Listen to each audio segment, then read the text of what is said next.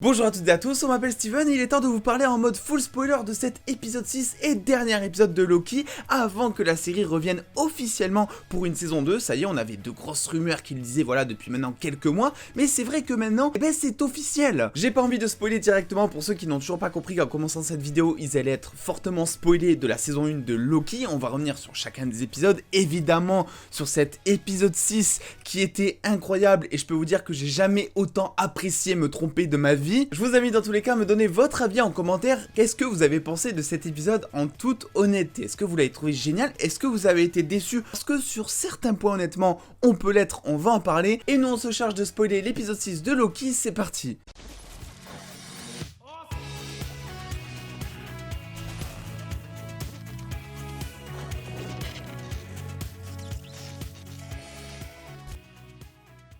Je vais commencer par la première réaction que j'ai eue dans cet épisode, une réaction assez forte. Ce n'était pas pour la première apparition de Kang, dont vous inquiétez pas, nous allons parler un peu plus tard, mais bel et bien pour le générique du MCU. On entend toutes les grosses punchlines d'à peu près tous les films du MCU, alors je les ai pas comptabilisés, mais bon, on les reconnaît quand même assez vite, et ça faisait excessivement plaisir parce que tu sais du coup, en commençant le générique, qu'il va être question de plusieurs univers, de plusieurs films, qu'il va y avoir un petit mélange d'un petit peu de tout, et juste après tu enchaînes sur une espèce de schématisation du multiverse. Je crois que c'est la première fois qu'on a vraiment un visuel du multiverse, en tout cas comme ça. On l'a vu un petit peu dans Doctor Strange, mais c'était assez, on va dire, brouillon. Là, vraiment, on a des choses qui sont assez précises en termes d'univers, etc.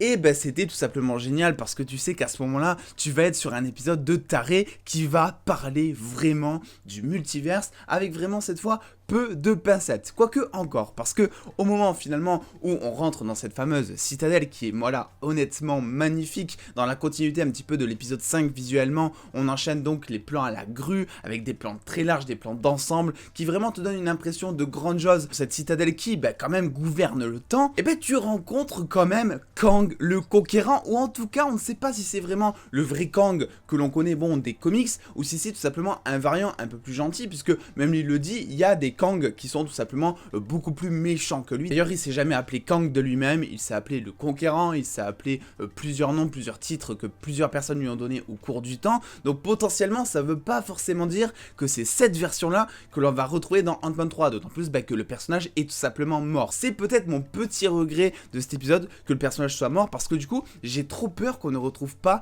le même exactement personnage. Je trouvais qu'il était incroyable. Jonathan Majors a joué, mais alors d'une excellente manière. Ça m'a beaucoup rappelé le jeu excentrique de Heath Ledger pour son Joker par exemple. On est sur quelqu'un de complètement taré qui gère quelque chose de tellement sérieux depuis des années qu'il en a tout simplement perdu la notion un petit peu de logique et qu'il a aussi perdu son sens du social, parce que on pense que voilà, ça fait quand même des années qu'il est un petit peu dans cette espèce de citadelle. Et du coup, je vous cache pas que j'ai jamais autant apprécié me tromper de ma vie justement en le voyant. Je me suis juste dit un petit truc, c'est vrai que depuis le début, on théorise sur Kang, moi le premier. Il y avait beaucoup de signes qui nous disaient que, mais j'avais tellement peur que ça nous refasse une Mephisto à la WandaVision que je me suis dit franchement, s'il faut on se fait encore des films, on est en train de prendre des easter eggs pour des indices, alors que s'il faut c'est juste du fanservice, des choses comme ça. Pas du tout. Marvel Studios nous a tout simplement rassuré en début d'épisode. Est-ce que c'est bon pour vous? C'est-à-dire que moi, je m'attendais vraiment à ce que l'on voit Kang, si on le voyait en scène post-générique, ou vraiment à la toute fin d'épisode où on découvrait que c'était lui un petit peu le génie malfaisant à la sauce un petit peu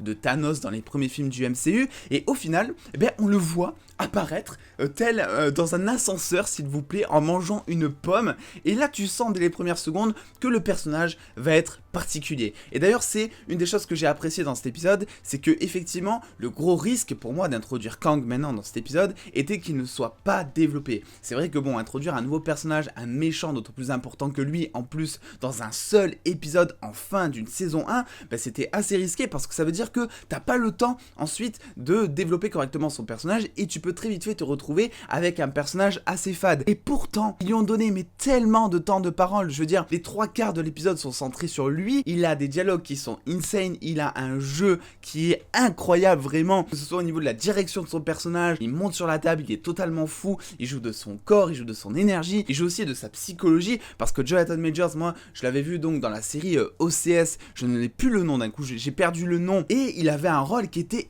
hyper sérieux. C'est la seule fois où j'ai vu donc Jonathan Majors, et là le retrouver, mais alors comme ça, c'était incroyable. Vraiment, c'était incroyable, je n'ai pas d'autres mots. Avant de passer dans les quelques points négatifs, en tout cas ceux que moi j'ai trouvés, on va continuer bien sûr dans les points positifs parce qu'il y en a, comme par exemple la bande son de toute la série, qui est, mais s'il vous plaît, incroyable. J'ai beau dire que WandaVision est ma série MCU préférée depuis le début, grâce à tout ce qu'elle m'a fait vivre à côté, et grâce aussi au mindfuck qu'elle nous a fait vivre à chaque fois en fin d'épisode, c'est vrai que il faut quand même admettre une chose, Loki, cinématographiquement parlant, est quand même au-dessus en termes de plan, de visuel, en termes de musique. Depuis le premier épisode, on le dit, la bande son est incroyable. Même là, pour Kang, à chaque fois qu'il parle, on avait une bande son derrière qui était limite assez comique pour justement accentuer le côté très excentrique et décalé de son personnage. Et puis visuellement parlant, je n'ai pas besoin de le préciser, vous l'avez vu, c'est super bien réalisé. Et c'est vrai que j'ai l'impression que le MCU limite en ce moment est meilleur en série que en film. Bon, on l'a vu avec Black Widow, c'est encore un film particulier, un film que moi j'ai apprécié, vous pouvez retrouver ma critique d'ailleurs sur la chaîne si ça vous intéresse, mais c'est vrai que cinématographiquement parlant, en termes je veux dire d'artistique, c'est vrai que j'ai l'impression qu'ils tentent beaucoup plus de choses dans leur série que dans leur film, à voir si ça continue à se confirmer par la suite avec les autres films qui vont arriver. Mais du coup, entre WandaVision, Falcon Winter Soldier et Loki, on en a pris des claques certes différentes les unes des autres, mais à chaque fois, il y a quelque chose qui nous a marqué, là où par exemple, eh ben, je sais pas, on a eu Thor 2 par exemple, ou encore Iron Man 2, qui étaient des films totalement oubliables. Bon, j'avoue, je prends peut-être les deux exceptions, mais je veux dire même en termes de comparaison des gros films qui ont fonctionné, si je parle en termes d'artistique, ben c'est vrai qu'il y a Thor Ragnarok qui sort, on va dire, un peu du lot avec ses couleurs, il y a les Gardiens avec son univers pop, mais c'est vrai qu'à chaque fois c'est un petit peu la même chose. Là vraiment sur ces trois séries, on est à chaque fois sur quelque chose de différent. WandaVision nous vendait un travail des couleurs, avec un travail justement qui est fait sur le temps pour te plonger un petit peu dans l'univers des sitcoms. Falcon et Winter Soldier était limite un sujet sociétal et ancré à quelque chose de sérieux, à la réalité, et là Loki joue un petit peu de ses plans, de ses couleurs, te fait voyager dans l'espace, dans le multivers. Bref, j'ai trouvé que c'était tout simplement génial et ces trois séries se complètent absolument. On va parler un petit peu des points négatifs, en tout cas pour ma part, je vous l'avais dit déjà dans le précédent épisode, pour moi Loki et Sylvie c'est quelque chose qu'il ne faut pas amener dans le MCU en termes de relationship, en termes d'amour. Certes le baiser était on va dire un petit peu prédit, on s'y attendait tous, certes c'était aussi un beau moment pour s'embrasser et la scène était émouvante, mais je suis toujours d'avis de dire que pour moi la relation de personnage entre Sylvie et Loki était beaucoup trop précipitée. On parle quand même de deux Loki qui de base se méfient énormément entre eux, et d'un coup dans l'épisode 5 tu vois Loki qui va créer une couette pour protéger Sylvie, tu les vois ici s'embrasser. Je trouve que du coup c'est un petit peu trop rapide en besogne, comme on disait au 18e siècle bien sûr, mais à côté c'est vrai que je comprends qu'il l'ait fait, ça donne un love interest, ça donne un intérêt amoureux et romantique et émotionnel justement au Loki de Tom Hiddleston, et c'est vrai que de ce point de vue là c'était quand même intéressant de voir un Loki qui tombe amoureux littéralement. Après la question est la suivante, est-ce que vraiment un baiser officiel entre les deux était nécessaire? Est-ce qu'ils l'ont pas justement fait pour le fanservice, pour les spectateurs qui seraient donc super contents, comme beaucoup d'entre vous qui regardent cette vidéo j'imagine, en voyant les deux Loki s'embrasser? C'est une question que moi je me pose. Autre petite déception, c'est que on n'a pas vu Mobius en jet ski, et ça c'était quelque chose vraiment, parce qu'ils nous l'ont vendu depuis le début. Bon, c'est un petit chouïa, c'est quelque chose qui est pas très important dans l'intrigue au final, mais quand tu y réfléchis bien, tu ne sais pas ce que faisait Mobius avant. Tu sais que Ravonna Renslayer était prof, et d'ailleurs on avait un petit peu théorisé avec toute la team en vidéo, on avait dit que Mobius pouvait être prof justement parce que déjà il avait un petit peu le caractère d'un prof, et ensuite le stylo, et au final pas du tout, c'est Ravonna qui s'est retrouvé prof. Alors est-ce qu'après ça Mobius était un collègue d'elle avant, et c'est pour ça qu'ils ont un lien qui est quand même assez spécial. On rappelle que dans l'épisode 6 elle sauve Mobius, en tout cas elle le sauve, elle aurait pu le tuer on va dire, mais elle ne le fait pas par amitié je pense envers lui. Ravonna qui part d'ailleurs à la recherche du libre arbitre, pour reprendre ses mots, est-ce que ça veut dire du coup que elle aussi elle est partie à la recherche de Kang le Conquérant? Qu'est-ce que vraiment elle veut faire? Je vous laisse me faire un petit peu vos théories en commentaire, nous on aura de notre côté l'occasion je pense d'y revenir sur la chaîne. Et puis bon, même s'il n'y a pas eu de grosses scènes post-génériques, c'est peut-être aussi ma petite déception, je m'attendais peut-être à avoir un lien avec les prochains films etc, et bien on a quand même vu un petit twist à la toute fin de l'épisode. Effectivement le cours du temps a changé, maintenant que Kang, ou en tout cas son potentiel variant est mort, maintenant que Sylvie a peut-être repris le contrôle du TVA, vu que on le rappelle, elle est toute seule à la citadelle, ce qui veut dire que logiquement parlant, ça serait elle qui reprendrait le cours du temps en main, elle qui de base voulait pourtant en plus instaurer le libre arbitre. J'aimerais bien voir du coup son développement dans sa tête, comment est-ce que ça s'est fait, est-ce qu'elle s'est justement rendu compte entre temps qu'il fallait quelqu'un pour gouverner, est-ce qu'elle gouverne justement pour faire son propre truc et pour que tout le monde soit heureux? C'est c'est des questions qui sont encore ouvertes là-dessus. La question que je me pose, c'est que maintenant on n'a plus la statue donc de ces fameux gardiens, mais directement la statue de Kang le Conquérant dans le TVA. Est-ce que du coup ça veut dire que Kang le Conquérant dirige le TVA, ou est-ce que ça veut dire que, un petit peu à la manière des gardiens, ils sont au courant finalement que Kang est un petit peu à l'origine de tout ça, et qu'il a soit gouverné par le passé, soit qu'il gouverne toujours, ou en tout cas que un de ses potentiels variants gouverne toujours le TVA, toujours avec cette espèce de divination des gardiens qu'on avait eu durant tous les premiers épisodes de Loki. Je veux dire que c'est quand même quelque chose d'assez intriguant, et je suis heureux, mais vraiment heureux qu'il y ait une saison 2, parce que déjà ça veut dire une autre apparition de Tom Hiddleston en Loki, on va revoir Sylvie, on va continuer dans cette énergie de cette saison 1 qui a été tout simplement incroyable, vraiment je le dis. Clairement, comme toutes les séries, il y a eu des épisodes un petit chouïa en dessous par moment en termes de rythme, etc.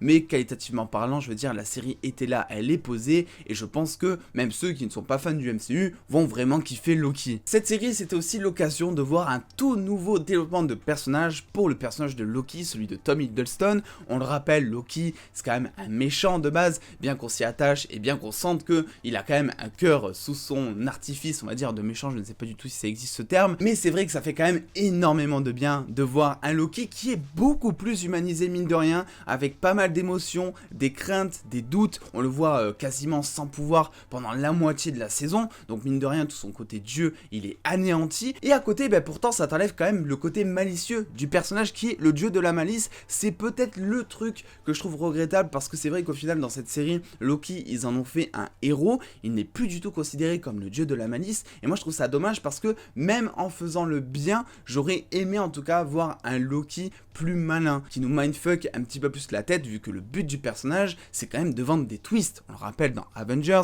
quand il tue Coulson, ou sur le pont dans Thor 1, il s'est un petit peu joué justement de ces manipulations, et du coup je m'attendais à ce qu'il y ait beaucoup plus de manipulations de sa part, que ce soit pour le bien, pour le mal, j'en sais rien, mais des petits twists par-ci par-là auraient fait plaisir. Bref, c'est à peu près tout ce que j'ai à dire comme ça à chaud après visionnage de l'épisode. Cette saison était incroyable, cet épisode était vraiment mais au-dessus. Je crois que j'ai jamais eu une réaction comme ça sur un épisode de Loki, vraiment c'était incroyable. Le moment où Kang apparaît, je m'y attendais mais alors mais tellement pas, c'est-à-dire que même vous, je pense, si vous vous y attendiez, je pense que c'était à la fin de l'épisode ou un peu plus loin. Là vraiment on est je crois dans les 10 premières minutes, même pas de l'épisode, c'était tout bonnement incroyable. N'hésitez pas dans tous les cas à me dire en commentaire ce que vous en avez pensé, à lâcher le petit pouce bleu si cette vidéo vous a plu et à venir me rejoindre sur les réseaux sociaux pour avoir beaucoup plus de news en exclusivité et en avance. Et en attendant les dos, prenez soin de vous, faites-vous bien kiffer, des bisous les dos.